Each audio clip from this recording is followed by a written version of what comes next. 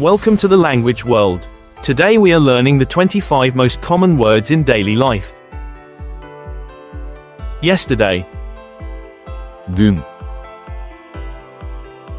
today, bugün, tomorrow, yarın, now, şimdi, home, ev, work, iş, friend, arkadaş, family, aile, here, burada, there, orada, this, bu, that, şu, day, gün, people, insanlar and, ve but, ama, because, çünkü, to do, yapmak, to go, gitmek,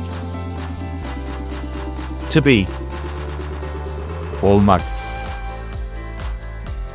to have, sahip olmak, to want, istemek, to see, görmek, to come, gelmek, to say. söylemek, Quiz time. gelmek, gelmek,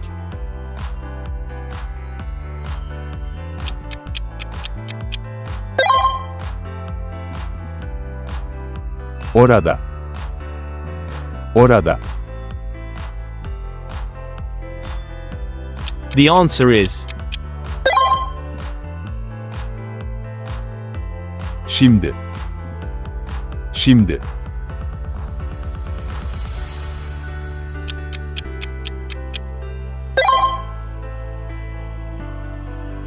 ev, ev, the correct answer is gitmek, gitmek,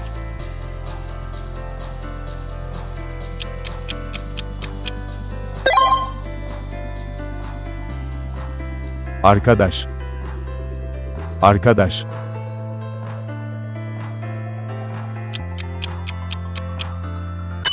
Leave your answer in the comments. Thanks for watching. Don't forget to subscribe to our channel to learn more languages. See you in the next videos.